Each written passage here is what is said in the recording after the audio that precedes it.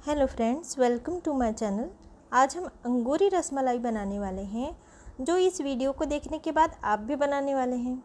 तो इसके लिए मैंने गाय का 2 लीटर दूध लिया हुआ है, जिसमें मैं पौना लीटर अलग कर लिया है।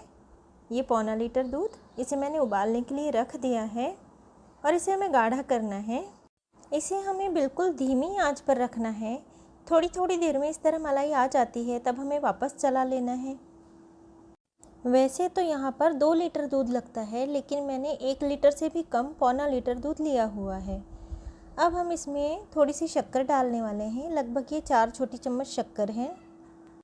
अब ये दूध काफ़ी कम हो गया है। अब हमें थोड़ी सी केसर लेनी है और हमें लेना है 1 कटोरी मिल्क पाउडर, जिसे दूध में घोल लेना है हमें अच्छी तरह से, और केसर को भी दूध में घोल लेना है और इसमें डाल देना है। अब ये दूध गाढ़ा हो गया है। एक उबाल आने पर हमें गैस बंद कर देनी है। अब छेने के लिए हमने ये 1 चम्मच नींबू सत लिया हुआ है। इसे आधा कटोरी पानी में अच्छी तरह से घोल लेना है और ये 1.25 लीटर दूध हमें उबलने के लिए रखना है। और जब ये अच्छी तरह से उबल जाए, जब इसमें उबाल आ जाए, तब हमें धीरे धीरे इस पानी को डालना है। इस पानी को हमें एक साथ में नहीं डाल देना है, एक एक चम्मच डालते हुए हमें चलाते जाना है। इससे छेना अच्छा बनता है, सॉफ्ट बनता है। यहाँ दूध फाड़ने के लिए मैंने नींबू सत लिया हुआ है, जिसे साइट्रिक एसिड भी कहते हैं। आप चाहें तो आप 3-4 नींबू ले लें, या फिर आप विनेगर का भी इस्तेमाल कर सकते हैं। इसी तरह से 1 चम्मच विनेगर लेना है और उसे पानी में घोल लेना है। नींबू का रस भी अगर आप लेते हैं तो उसे पानी में घोलकर बाद में आप डालें। अब ये दूध फटने लगा है।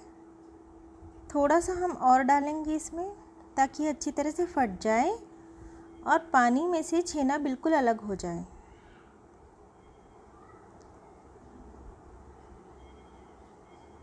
जब ये पानी पूरी तरह से ट्रांसपेरेंट हो जाए, तब हमें पानी डालना बंद कर देना है।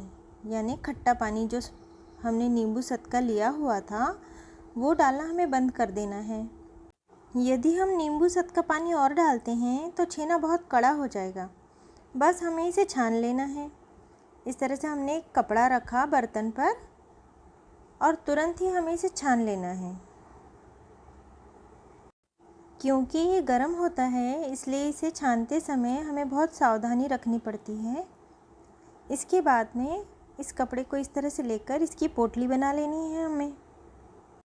कुछ देर इसका पानी निकलने देना है। बाद में एक और बर्तन हमें लेना है, जिसमें साफ़ पानी भरकर इसे इस तरह से हमें साफ़ कर लेना है, ताकि इसमें कोई खटाई रह गई हो तो वो निकल जाए अच्छी तरह से और छेना अच्छी तरह से साफ़ हो जाए। और ये पानी बिल्कुल सादा है, नॉर्मल, ना ठंडा ना गर्म। बस इस तरह से साफ़ कर लेने के बाद में हमें इसकी पोटली बना लेनी है। और पोटली बना लेने के बाद में एक बड़ी सी परात लेकर उस पर एक थाली रखनी है। थाली को हमने उल्टी रखी है और उस पर हमने छेने की पोटली रख दी है और चकले को हमने इस पर दबा दिया है, ताकि वजन से सारा पानी अलग हो जाए। 15 से 20 मिनट के बाद में हमें छेना ले लेना है और इसे अच्छी तरह से मसलना है। हमारे रसगुल्ले सॉफ्ट बने और अच्छे बने, इसके लिए ये सबसे ज़रूरी वाला पार्ट है कि इसे अच्छी तरह से मसला जाए। हथेली के निचले वाले हिस्से से इसे हमें अच्छी तरह से मसल लेना है। इसके बाद 1 चम्मच इसमें हमें कॉर्नफ्लोर मिला देना है। इससे रसगुल्ले फटेंगे नहीं और अच्छे बनेंगे। यदि आपका उपवास है तो आप अरारोट का लोट मिला सकते हैं, या फिर आप ऐसे भी छेने का ही बना सकते हैं। अच्छी तरह से मसलने के बाद इस तरह रोल हमें बना लेना है और इसके छोटे छोटे टुकड़े अलग कर लेने हैं हमें। क्योंकि हम अंगूरी रसगुल्ले बना रहे हैं, इसलिए हमने छोटे छोटे लिए हैं। और जब हम इसे पकने के लिए रखेंगे तो ये और भी बड़े हो जाएंगे। इस तरह से हमें गोले बना लेने हैं। इसके बाद ये बिल्कुल छोटी कटोरी है मेरी, 1 हथेली में आ जाए उतनी, इतनी सी मैंने शक्कर डाली है और 10 कटोरी में पानी डाल रही हूँ। यानी 1 कटोरी शक्कर और 10 कटोरी पानी। अब हमें गैस को तेज़ रखना है और जब पानी में उबाल आ जाए तब हमें रसगुल्ले डालने शुरू करने हैं। एक एक करके हमें सारे रसगुल्ले डालने हैं, एक साथ नहीं डालने हमें। एक एक रसगुल्ले डालने से पानी का टेम्परेचर बना रहता है और रसगुल्ले फटते नहीं हैं। और यदि हम एक साथ सारे डाल देंगे तो पानी का टेम्परेचर एकदम कम हो जाएगा और रसगुल्ले फट जाएंगे। यदि पानी कम हो रहा है इसका तो दूसरे गैस पे पहले आप पानी उबाल लें और थोड़ा थोड़ा सा करके इसमें डालें ताकि रसगुल्ले फटे नहीं। हमें इसमें गर्म पानी ही डालना है। हमने इसे खुला ही रखकर 10 मिनट उबाला है। इसके बाद इसे तुरंत निकालकर बर्फ़ वाले पानी में, बिल्कुल ठंडे पानी में हम डाल दे रहे हैं। ये बिल्कुल ठंडा पानी है और हमने इसमें थोड़ी बर्फ़ भी डाली हुई है। इससे होता क्या है कि आपके रसगुल्ले नरम बनते हैं और जिस आकार के हैं उसी आकार के रहते हैं। और यदि हम इसे गर्म चाशनी में ही छोड़ देंगे तो थोड़ी ही देर में बिल्कुल छोटे छोटे हो जाएंगे और कड़क हो जाएंगे।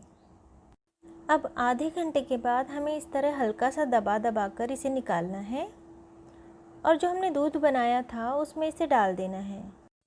और क्योंकि हमने कॉर्नफ्लोर डाला था इसलिए इसे कितना भी दबाया जाए ये टूटते भी नहीं हैं और अच्छी तरह से पानी इसका निकल जाता है। जिससे हम चिप्स बनाते हैं उसमें मैं 2 काजू और 3 बादाम को इस तरह से टुकड़े कर ले रही हूँ। इसे हम चाकू से भी कर सकते हैं लेकिन इसमें बहुत अच्छे बारीक बारीक हो जाते हैं। इसे हमें रसमलाई पर डाल देना है। थोड़ी सी चारोली मैं इसमें डाल रही हूँ और इसके साथ थोड़ा सा केसर हमें डालना है।